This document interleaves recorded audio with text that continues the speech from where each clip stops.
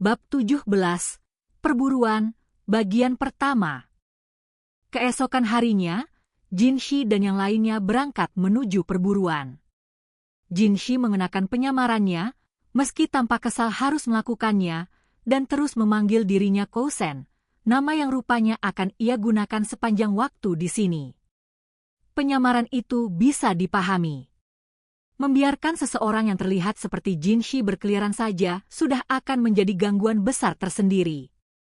Ini bukan istana. Tidak ada yang tahu di sini bahwa ia adalah Kasim. Dengan peristiwa saat makan malam masih segar di benaknya, bagaimanapun, Mao Mao tidak bisa tidak bertanya-tanya apa tepatnya yang disembunyikan oleh Kasim itu. Ia memilih untuk tidak mengejar pertanyaan itu. Ia hanya bisa membayangkan apa yang akan terjadi jika Jinshi bercampur bebas saat waktu makan. Pantas saja ia menutup semua jendela. Maka demikianlah Mao Mao mengikuti para pemburu dalam sebuah kereta. Memang, kereta itu memuat beberapa pelayan rumah tangga bersama dengan kayu bakar, panci sup, dan berbagai peralatan masak lainnya. Tampaknya mereka berniat untuk memasak apapun yang mereka tangkap langsung di tempat.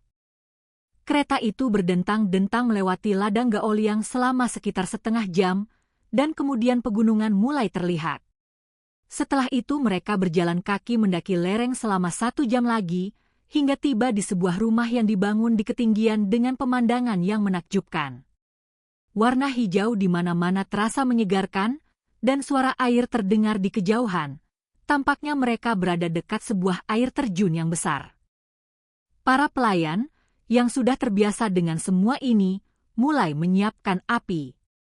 Beberapa dari mereka pergi dengan guci-guci untuk mengambil air. Mao Mao bertanya-tanya apakah ia harus melakukan sesuatu untuk membantu, namun para rombongan pejabat lainnya yang ikut bersamanya tidak menggerakkan satu jari pun. Mereka sudah menemukan tempat di bawah kanopi yang dipasang oleh beberapa pelayan yang datang lebih awal dan sedang mengobrol bersama. Para anggota bangsawan rombongan itu akan makan di tempat lain. Mungkin lebih aman untuk tidak melakukan apa-apa, pikir Mao Mao. Terlalu sering, orang lebih banyak menimbulkan kerusakan daripada kebaikan ketika mencoba membantu dan hanya mendapat permusuhan dari orang-orang di sekitar mereka. Para pelayan mungkin juga lebih senang dibiarkan sendiri. Saat berkeliaran, Mao Mao melihat seekor anjing dengan pemilik yang sudah familiar. Kadi. Si Guk-Guk membawa Guk-Guknya kemari. Itu adalah lihaku, yang dalam beberapa hal memang seperti anjing besar yang ramah. Bertanya-tanya apa yang ia lakukan di sana, Mao Mao mendekatinya dan berjongkok di sebelahnya. Ia sedang sibuk mengelus perut si anjing, namun ketika ia menyadari seseorang telah mendekatinya, ekspresi curiga melintas di wajahnya. "Hei," katanya. "Halo," jawab Mao Mao. "HM?" Suara itu. "Oh." Ia menepuk kedua tangan dan mengangguk. "Nona muda, kau. Apa yang kau lakukan di sini? Dan tampak jauh lebih cantik dari biasanya. Senang kau akhirnya memperhatikan." Antara fakta bahwa ia tidak memiliki bintik-bintik dan bahwa ia tidak mengenakan pakaian biasanya, tampaknya ia tidak menyadari itu adalah dirinya pada awalnya. Ia tetaplah seorang yang pandai bersikap kasar, seperti biasa. "Ya, tapi serius, kenapa kau di sini?" "Saya diminta untuk hadir secara khusus." "Oh, itu sungguh mengagumkan." Salah satu kualitas baik lihaku adalah ia tidak terlalu banyak berpikir tentang hal-hal. Mao Mao sudah berbicara kepadanya tanpa terlalu memikirkannya sendiri, namun mungkin ini bukan saat terbaik untuk mengungkapkan siapa saja kenalanmu. "Kau tahu, hal yang sama terjadi padaku juga," kata lihaku. "Seseorang memintaku dengan nama untuk menjadi bagian dari unit pengawal." Ia terdengar agak keberatan tentang ini, meskipun ia terus membelai perut si anjing. Hewan itu mengenakan kerah, dan Mao Mao menduga dari rasnya bahwa itu adalah anjing pemburu. Sayangnya bagi si anjing, Hari ini mereka akan berburu dengan elang, anjing itu hanya harus duduk manis. Itulah mungkin mengapa ia dan lihaku di sini menjaga kemah. Kau saja jaga si anjing, begitu kata mereka. Rupanya, meskipun diminta dengan nama, para pengawal lain, yang semuanya adalah pria-pria berkebanggaan tinggi, secara efektif sudah mengucilkannya. Lihaku memang belakangan ini sedang menanjak karirnya, namun semakin tinggi kau pergi, semakin sengit perlawanan yang kau hadapi. Lihaku memoncongkan bibir, namun bukan karena ia kesal. Ia mengeluarkan bunyi FSSH yang konyol, membuang napas dari mulutnya. Ia tampaknya mengira ia sedang bersiul. Anda sangat buruk dalam melakukan itu, Tuan. Ya, terima kasih. Diam. Ia memberikan Mao Mao tepukan di kepala, lalu menarik tali di sekitar lehernya, mengeluarkan tabung panjang dan sempit yang samar-samar menyerupai seruling. Sudah menyerah pada siulan, Lihaku menaruh tabung itu di bibirnya dan meniupnya ke arah si anjing. Hewan itu melompat berdiri dan langsung memandanginya. Dengan serangkaian tiupan panjang dan pendek, ia bisa membuat anjingnya duduk dan berdiri sesuai perintah. Ia terlihat sangat pintar. Mang. Kalau aku butuh dia, aku bisa membuatnya berlari datang dari bermil-mil jauhnya. Kemudian ia memberikan 3 tiupan pendek, diikuti 4 tiupan panjang. Anjingnya mendatangi dan duduk di depannya, mengibas-mibaskan ekor. Ia begitu pintar, namun mereka mau menggunakan itu. Ia memandang ke langit. Mao Mao tidak bisa menahan diri untuk mengikuti pandangannya, dan di atas sana di langit biru ia melihat titik hitam kecil yang sedang berputar. Secara pribadi, ia pikir ketika berburu di pegunungan yang penuh rintangan fisik, mungkin lebih bijaksana menggunakan anjing daripada elang, namun mungkin elang membawa prestis lebih. Mao Mao tidak menolak daging kelinci liar, meskipun ia sangat berharap bisa mendapatkan daging babi hutan sebagai gantinya. Tapi mereka tidak akan menangkap babi hutan dengan seekor burung. Mao Mao merenungkan betapa bagusnya hutan ini. Berbagai macam pohon tumbuh di sini. Dan itu kemungkinan berarti berbagai macam tanaman obat dan jamur yang bagus. Kurasa mereka mungkin tidak ingin aku masuk ke sana, pikirnya. Ia merasa gelisah. Ia melirik-lirik sekeliling, Lihaku sepenuhnya asyik bermain dengan si anjing. Ia rasa tidak ada yang akan memperhatikannya. Tapi tetap saja. Ia mulai melihat-lihat ke sekitar, dan hampir sebelum ia menyadarinya, matahari sudah melewati puncaknya. Udara penuh dengan aroma daging yang mendesis di atas bara. Mereka berada di penginapan pegunungan itu, tempat anggur mengalir bebas dan para perempuan membawa masakan hidangan berburu berkeliling. Sekitar 10 pejabat duduk di kursi-kursi mereka, dan sebuah meja di dekatnya memuat lebih banyak hidangan sampingan. Ruangan itu dirancang untuk sirkulasi udara yang baik, dan ember-ember berisi air ditempatkan di kaki mereka. Ada pelayan-pelayan dengan kipas besar yang hadir, dan jelas sekali setiap upaya sudah dilakukan untuk mengurangi panasnya berburu di musim panas yang menyesakkan. Shihokushu memiliki iklim yang lebih sejuk, sebagaimana layaknya tempat yang dikunjungi orang untuk mengusir panas. Namun hari ini cuaca cerah dan angin lembab berkonspirasi untuk membuat segalanya terasa hangat. Para pelayan dengan penuh perhatian datang membawa makanan. Daging tambahan sudah dimasak untuk melengkapi hasil buruan yang tidak akan cukup untuk semua orang. Bagaimanapun, tidak seperti ikan, daging buruan tidak selalu paling lezat segera setelah ditangkap. Mao Mao berdiri di belakang Gaoshun, mengamati jalannya acara dengan tenang. Gaoshun memiliki kursinya sendiri. Para dayang dan pelayan istana berdiri tegak di belakang berbagai pejabat. Kau tahu, kalau dipikir-pikir. Di luar kamar tuannya, Gaoshun tidak banyak menghabiskan waktu bersama Jinshi. Sebaliknya, Basen yang meladeninya, dan Mao Mao secara alami berada bersama Gaoshun. Seorang pria yang berpenampilan aneh menempati kursi kehormatan. Wajahnya tersembunyi di balik topeng, dan ia bahkan tidak menyentuh makanannya. Begitu pula minumannya. Basen berdiri dengan penuh perhatian di belakangnya. Ia harus mengenakan itu bahkan di sini? Pasti berat, pikir Mao Mao.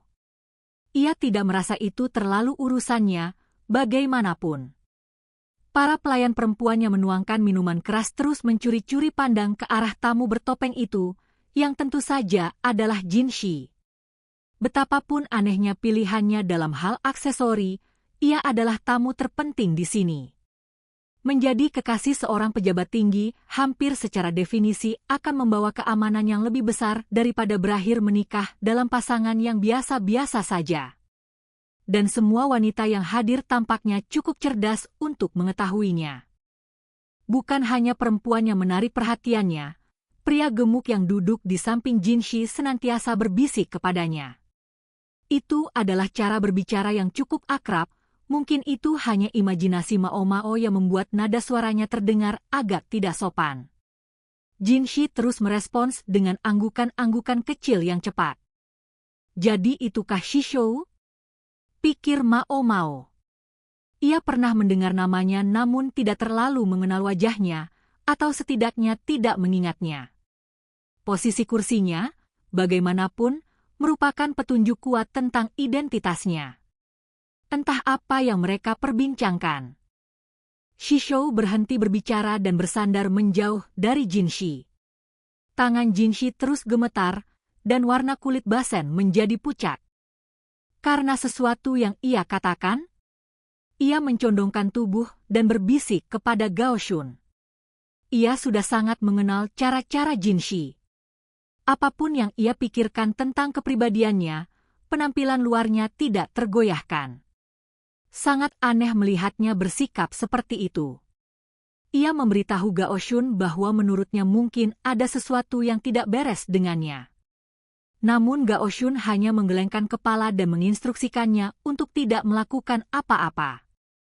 Jin Shi berdiri, mengklaim ia punya sedikit urusan kecil yang harus diselesaikan. Basen hampir menyusulnya, namun ia tertahan oleh beberapa pejabat tinggi di sekitarnya. Gao Shun menarik lengan baju Mao Mao. Saatnya bergantian, katanya. Mao Mao memahami maksudnya. Ia mengangguk, lalu memanggil salah satu pelayan lain yang sedang menunggu di luar ruangan. Kemudian ia mengikuti Jin Shi yang berjalan dengan gontai. Jin Shi meninggalkan kediaman itu, berhati-hati agar tidak ada yang memperhatikannya, lalu menuju ke arah pepohonan. Mao Mao harus mengikutinya, namun pertama-tama ada sesuatu yang ia butuhkan. Ia mengambil sebuah botol berleher panjang yang penuh berisi air. "Bolehkah saya mengambil ini?" Ia bertanya kepada seorang pelayan yang sedang menyiapkan makanan. "Silakan, boleh saja." Pelayan itu, jelas sedang kewalahan, menjawab tanpa benar-benar melihat ke arahnya. Mao Mao menggunakan sendok untuk menambahkan sedikit sesuatu ke dalam air. Kemudian ia membawanya menuju hutan. Tidak lama setelah masuk ke antara pepohonan, ia melihat sesosok yang bersandar pada salah satu batang pohon. "Tuan Ji." Ia hampir mengucapkan Jin Shi, namun menutup mulut dengan tangan sebelum namanya terlontar. Ia tidak tahu alasannya, namun di sini ia menggunakan nama samaran. "Apa namanya, ya?" Ia berusaha mengingat. "Kau yang datang." Suara yang tersengal-sengal terdengar dari balik topeng sebelum ia bisa mengingat nama itu. "Kau harus melepas ini," katanya, dan hendak mencungkil topeng dari wajahnya, namun Jin Shi menolak dengan sengit. "Tidak bisa." "Tentu saja bisa. Tidak ada siapa-siapa di sini." Bukankah itulah mengapa ia berjalan sejauh ini ke sini? Tidak ada tempat untuk sendirian di kediaman itu. Jin Shi memang punya kamarnya sendiri, tentu saja, namun para dayang istana selalu ada di sana, senantiasa siap memenuhi setiap kebutuhannya. tapi mungkin ada yang datang. Astaga, ini benar-benar menyebalkan. Mao Mao menyandarkan pria yang oleng itu di bahunya dan mulai menariknya berjalan. Jika kau begitu khawatir seseorang akan melihat, maka kau hanya perlu pergi ke tempat yang tidak akan dilihat siapapun. Mereka melangkah lebih dalam ke hutan. Ia sekarang bisa melihat tebing dengan air terjun yang indah dan besar. Percikan airnya memesona, tampak seperti jubah bulu putih yang mungkin dikenakan salah satu dewa. Air terjun itu mengalir turun beberapa undak, membentuk pemandangan yang pastilah menakjubkan bahkan dari atas. Menyadari inilah mungkin tempat air tadi diambil, Mao Mao mencelupkan sapu tangannya ke dalam sungai, lalu menyelipkannya di bawah topeng Jinshi, berharap bisa mendinginkan wajahnya. Kemudian tanah di sekitar kaki mereka meledak. Apa? Terdengar kepakan sayap yang riuh ketika burung-burung berhamburan. Jinshi lah yang bereaksi. Ia meraih Mao Mao dalam pelukannya dan mulai berlari. Namun lagi-lagi tanah di kaki mereka menyembur ke udara. Angin membawa bau belerang yang khas. Apakah itu Fei Fa? Desis Jinshi, masih bergerak dengan gontai. Ia tampak luar biasa tenang menghadapi apa yang jelas merupakan perkembangan yang tidak terduga. Fei Fa, berarti ledakan terbang, itu adalah senjata yang memanfaatkan bubuk api.